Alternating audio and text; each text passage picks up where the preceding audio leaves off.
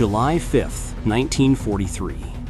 Dawn cracks over the snow-dusted fields near Poniri on the northern flank of the Kursk salient. The air bites like a wolf's jaw, frost clinging to the steel hulls of T-34 tanks rumbling through the mist. Sergeant Ivan Petrovich grips the turret hatch, his breath fogging the periscope as the engine's growl drowns out the distant thunder of artillery. You can almost feel the vibration in your bones, the cold metal under your palms, the knot of anticipation twisting in your gut. The column advances, tracks churning frozen earth into mud. Petrovich scans the horizon, endless white plains broken by skeletal trees and the faint outline of German positions. Orders crackle over the radio. Push forward, comrades. The fascists are weakening. But then, a flash. A muzzle flare from over a kilometer away like a devil's wink. The lead T-34 erupts in flames, its turret spinning skyward in a shower of sparks and screams. "What the hell was that?" Petrovich yells, heart slamming against his ribs. Chaos erupts, shells whine through the air, slamming into Soviet armor with precision that defies belief. Another T-34 shudders, its frontal plate punched clean through as if by some invisible giant's fist. Crews bail out, scrambling through the snow, faces pale with confusion. "It's impossible," mutters gunner Yuri Sokolov, reloading frantically. "They're too far. Our 76mm can't even touch them." The enemy tanks emerge from the haze, massive, angular beasts with sloping armor and long-barreled guns that seem to stretch forever. Panzer VI Tigers, though the Soviets don't know the name yet, just monsters in the mist. General Pavel Rotmistrov, commanding the 5th Guards Tank Army from his forward post, receives the frantic reports.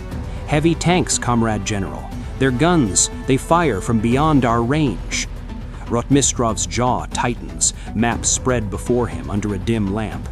He's seen German engineering before, Panzers III and IV, but this is different. The 88mm KWK-36 gun, a flak cannon repurposed for armored warfare, slices through T-34 sloped armor at 2,000 meters. Soviet shells bounce harmlessly off the Tiger's 100mm frontal plate like pebbles against a fortress wall. Petrovich's crew fires back, the recoil jolting their tank. Miss. Another miss. The Tiger rotates its turret with eerie calm, as if mocking them.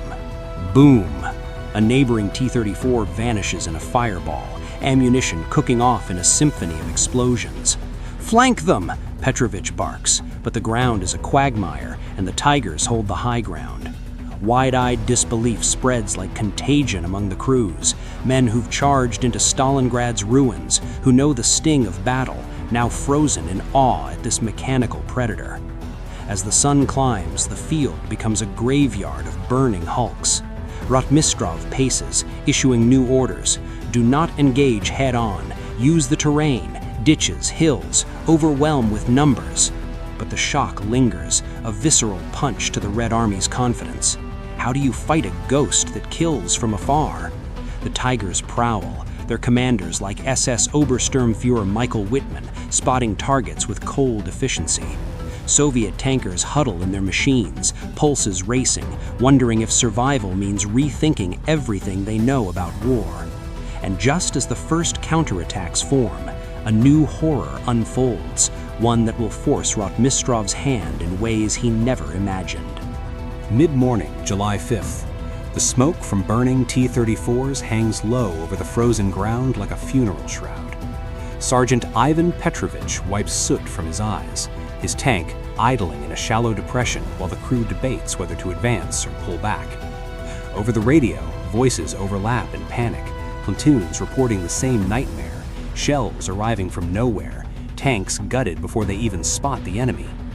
General Pavel Rotmistrov stands in the open hatch of his command vehicle, binoculars pressed to his face. What he sees chills him more than the wind. A single Tiger, hull down on a gentle rise 2 kilometers away, methodically destroys an entire company of T-34s. One shot, traverse, another shot. Each impact precise, catastrophic. The 88mm rounds strike with such velocity that armor plates shear away like tin, igniting fuel and ammunition and secondary blasts that light the snow orange. Rotmistrov lowers the binoculars, his breath visible in sharp bursts. He has commanded tanks since the dark days of 1941, seen the Red Army bleed at Moscow, at Stalingrad. But this is different. His 5th Guards Tank Army, over 600 T-34s and KV-1s, faces barely a dozen Tigers attached to the German 2nd SS Panzer Corps. Yet the scoreboard is already lopsided. In the first hours around Ponyri, Soviet losses climb past 50 tanks. German losses? 2, perhaps 3. Inside Petrovich's T-34, the loader, Private Alexei, mutters prayers as he rams another round into the breach. "They're not human," he whispers. "No one shoots that far, that accurately." The driver, Corporal Nina, yes, a woman, one of the thousands now fighting in Soviet armor, grips the levers until her knuckles whiten. "We close the distance or we die sitting here," she snaps. Petrovich nods. Orders are orders. Probe, find weakness, report. They surge forward with 3 other tanks, using a shallow ravine for cover. Tracks claw through ice and mud. You can taste the diesel fumes, feel the lurch as the T-34 crests the rise.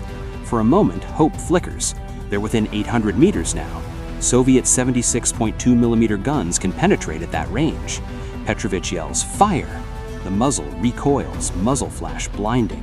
The round strikes the Tiger's frontal glacis and ricochets skyward with a shrill whine, leaving only a silver scar. The Tiger answers instantly. Its long barrel swings with mechanical grace. Boom! The T-34 to Petrovich's left simply ceases to exist, turret blasted 30 meters away, the hull a flaming coffin. Nina throws the tank into reverse, slewing behind a wrecked comrade for cover. Petrovich's ears ring, his hands tremble on the periscope. That shot came from 1,500 meters through drifting smoke on a moving target. Impossible, yet it happened. Back at headquarters, Rotmistrov slams a fist on the map table. His staff officers flinch. Reports flood in across the northern shoulder. The same story everywhere Tigers appear. Head-on attacks or suicide. Soviet tankers, brave to the point of recklessness, charge anyway and die in droves. Rotmistrov knows he cannot trade 5 T-34s for every Tiger. Stalin demands victory at Kursk, not Pyrrhic slaughter. He summons his brigade commanders. The room smells of wet wool and cigarette smoke. "No more frontal assaults against these heavy tanks," he declares, voice iron. "From now on, flank, envelop, overwhelm.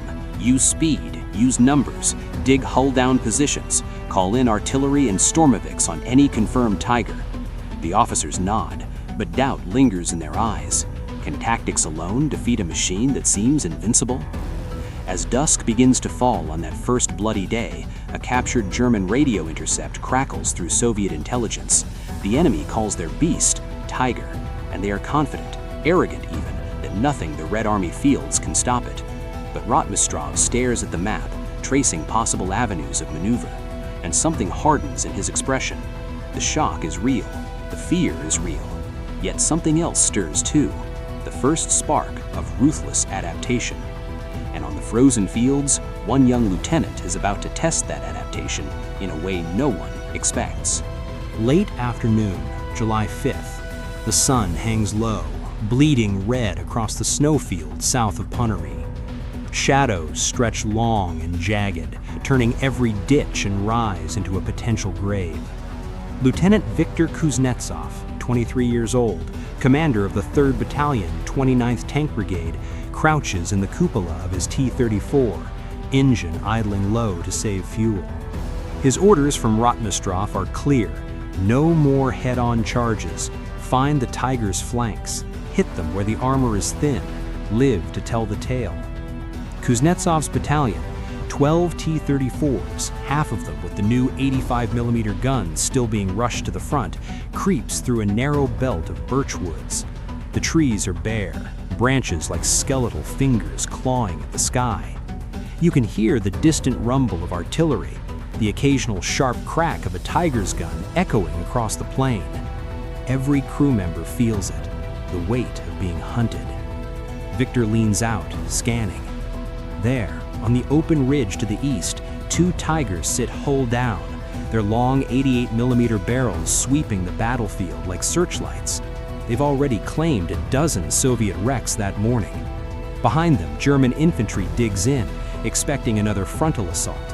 Kuznetsov smiles thinly. They expect the predictable.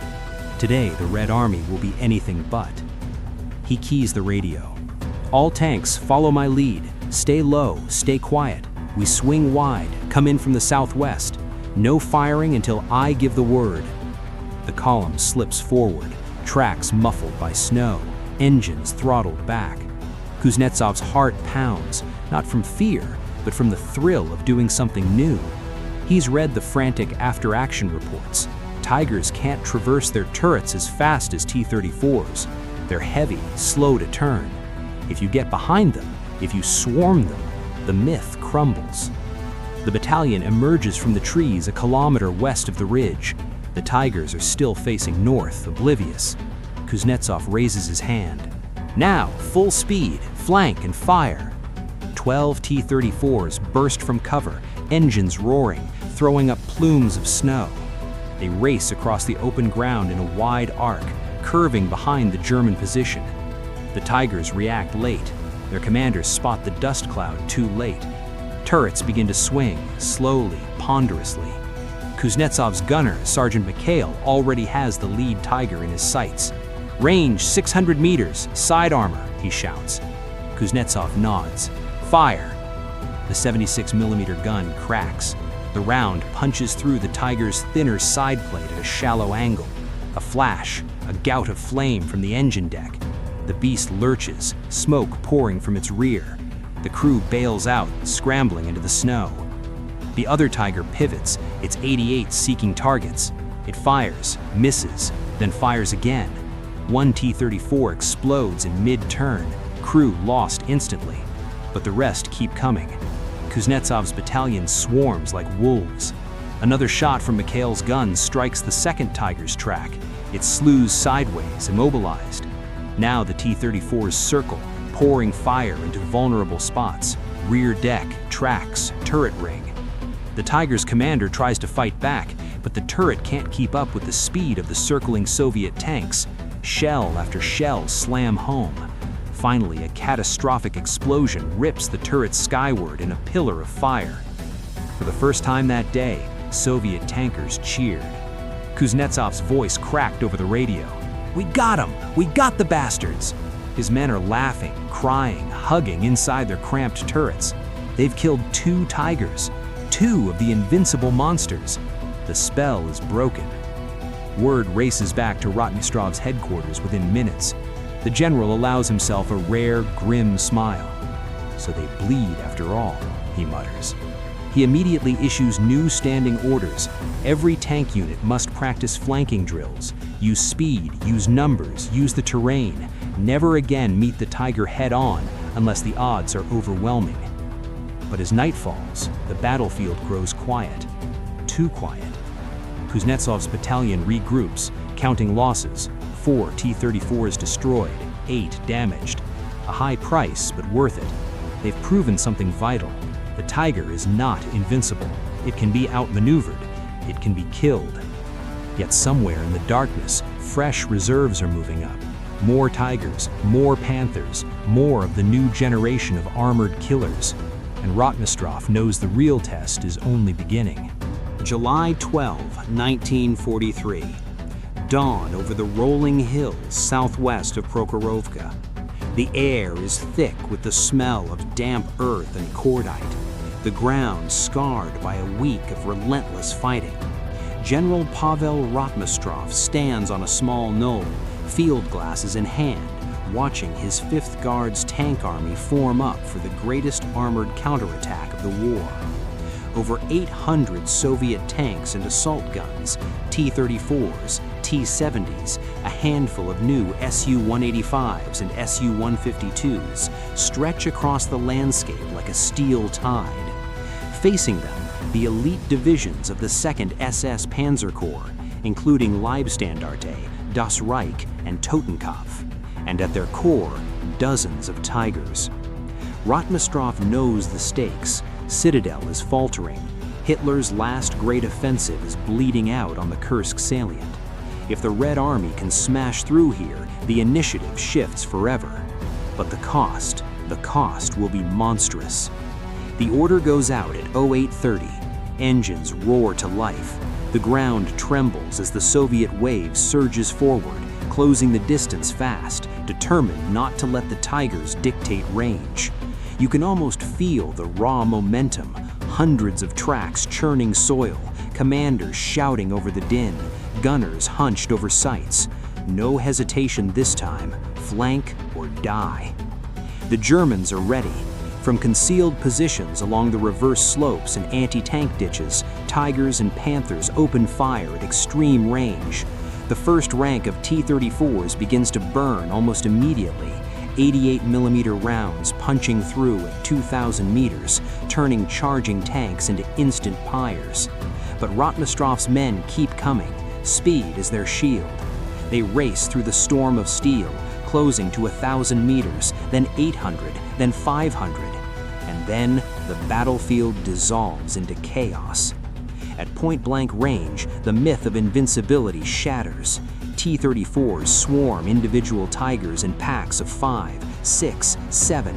Guns blaze from every direction.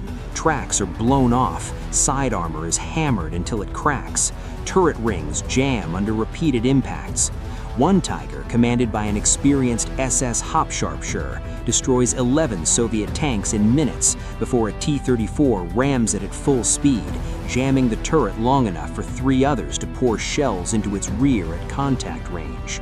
The Tiger brews up with a thunderous roar. Everywhere, the same brutal ballet. Soviet crews fight with a fury born of 7 days of humiliation. They use wrecked tanks as cover, leapfrog forward, call in artillery on grid squares thick with German heavies. IL-2 Stormoviks scream overhead, rockets and cannons tearing into clustered panzers. The sky is black with smoke, the earth littered with burning hulks from both sides. Rotmistrov watches through the haze, face grim. His army is tearing the heart out of the SS Panzer Corps, but the price is apocalyptic. By midday, over 300 Soviet tanks lie destroyed or disabled. The Germans lose fewer machines, perhaps 80, but many are Tigers and Panthers, irreplaceable losses. The fields around Prokhorovka become the largest tank graveyard in history. In the thick of it, Lieutenant Viktor Kuznetsov, promoted after his flanking success a week earlier, leads a company deep into the German line. His T-34 is hit twice, the second round wounding his driver. He takes the controls himself, slewing the tank sideways to shield a damaged comrade, while his gunner pumps round after round into a Tiger at 300 meters. The German monster finally dies, ammunition exploding in a fireball that engulfs 2 nearby Panthers. By late afternoon, the attack stalls. Both sides are exhausted, ammunition low, crews beyond breaking point. The SS divisions hold the critical heights, but they are mauled, their offensive power broken. Rotmistrov calls off the assault. The Red Army has not achieved a clean breakthrough, but it has stopped Citadel dead. As the sun sets over the smoking plain, Soviet tankers stumble from their machines, staring at the carnage in stunned silence. They came expecting to overwhelm the Tigers with numbers. They did, but at a ratio that makes veterans weep. Yet something has changed. The fear is gone. The awe has turned to hatred. They know now the Tiger is a beast, but it can be hunted. It can be killed. And in the Kremlin, far to the east, Stalin receives Rotmistrov's report. The general's words are blunt. "We paid dearly, Comrade Marshal, but the German heavy tank is no longer invincible. We have learned how to fight it." The evolution is complete. The Red Army will never again be stunned by the Tiger's firepower. From this day forward, they will close, flank, swarm, and bury it under sheer, relentless will.